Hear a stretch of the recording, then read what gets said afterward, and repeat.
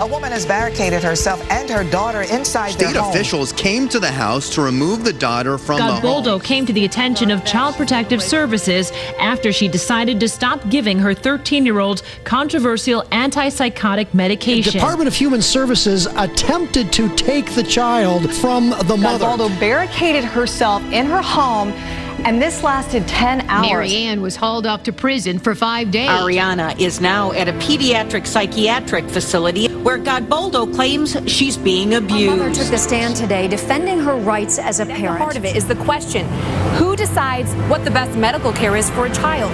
The government or the parent? She was just trying to protect her daughter when police came to her door. I did it because I wanted to save my child.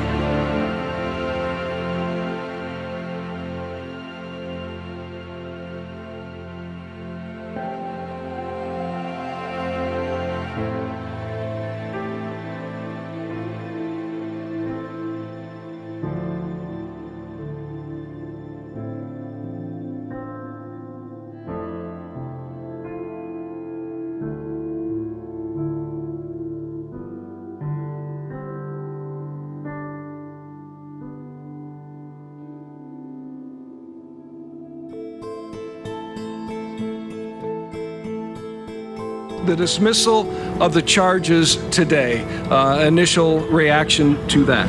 Yes, absolutely. Today is a day of justice. We thank Judge Ron Giles for standing on the Constitution, looking solely at the law, and found that all charges should be dismissed. Truly, it's justice for our case. There are a multitude of lawsuits against the pharmaceutical company of Risperdal right now.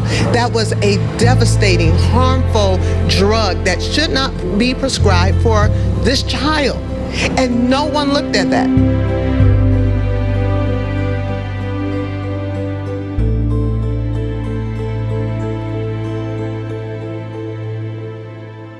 If it were not for Allison Folmar, I would not be here speaking to you at this time.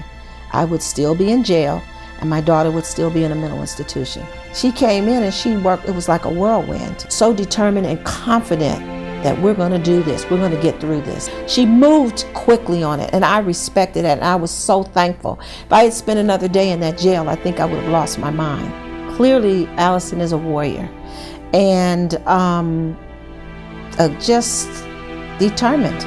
She is something that you have to deal with and that you have to pay attention to. You don't ignore Attorney Folmar. You just don't. I always told her that she was like Venus and Serena on the court.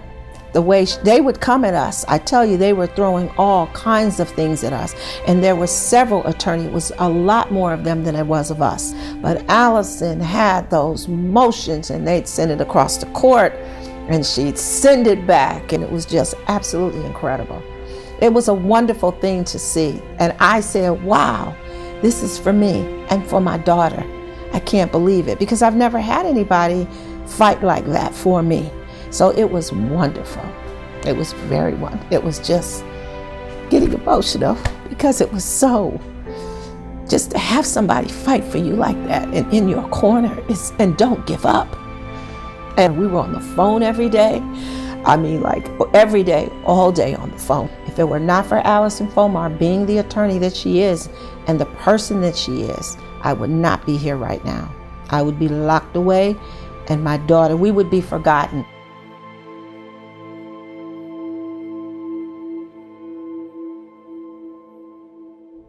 I saw the video with Mary Ann Godboldo and the psychiatric medicine, and I clicked on it. I felt her anguish, and I felt like, oh my God, I'm not the only one that went through this. I'm not alone. My husband and I were charged with medical neglect for refusing to give our daughter a very controversial drug, antipsychotic. Child Protective Services took her because I refused to give her the medication Risperdal. I said, this isn't right. I said, there's got to be something I can do as a parent.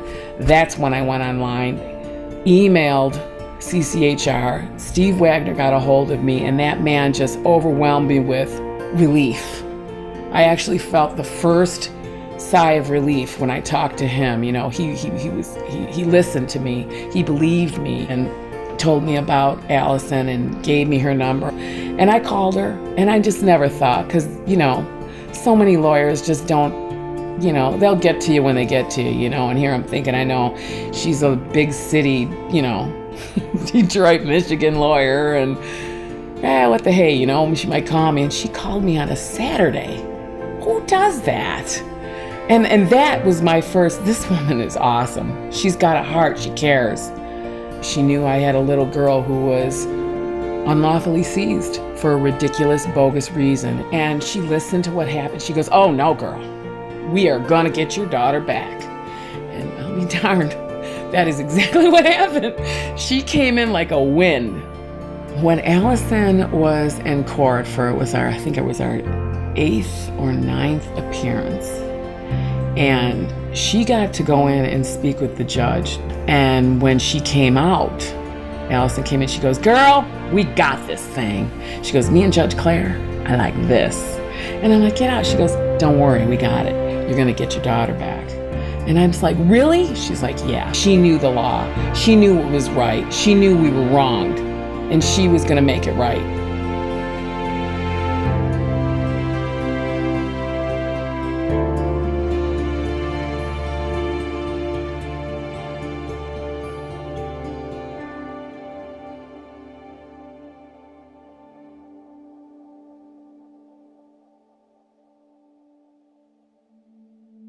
I have to speak on individuals who just don't have the power or the resources to be able to fight a situation where they're fighting literally for not only their physical life, but the life and the future of their child. When you inform your client on what the law is and what their right is as an individual to stand up to that doctor, to that psychiatrist and say, no, I don't have to give my child this drug, and this is why. They're trying to steal your client's child for life. They're playing for keeps. They're not saying, oh, we'll send your child back in a week or two. They are playing for keeps. So when I'm fighting with everything in me. When I go to court, I go to war. I am unapologetic about going to war in court because my client's life and their child's life is at stake. This is not child's play. This is not, you can't be a lawyer that goes along to get along and singing Skip to Malou type of law.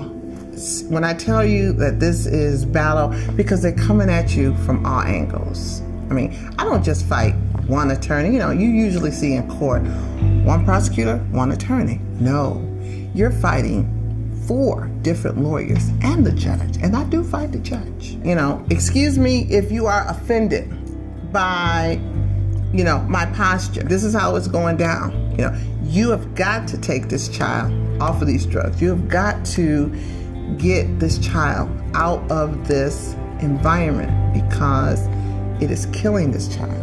You have to be fierce. You have to be fearless. I have to tell them this is not a free-for-all for you to do anything you want to do with my child. I take it like my child. I'm the voice of those parents who are not able to fight and look a psychiatrist in the eye and say, no, you're going to open that book and you're going to tell me the truth about what you're doing to this child right now. And you're going to release the child right now because they cannot win. You are not speaking to a lawyer that is going to give in. It's no time to cower down now. I got to come and say, let's dig into this and we've got to win. How I go to court, I'm ready for war because you started the war and I now must finish it.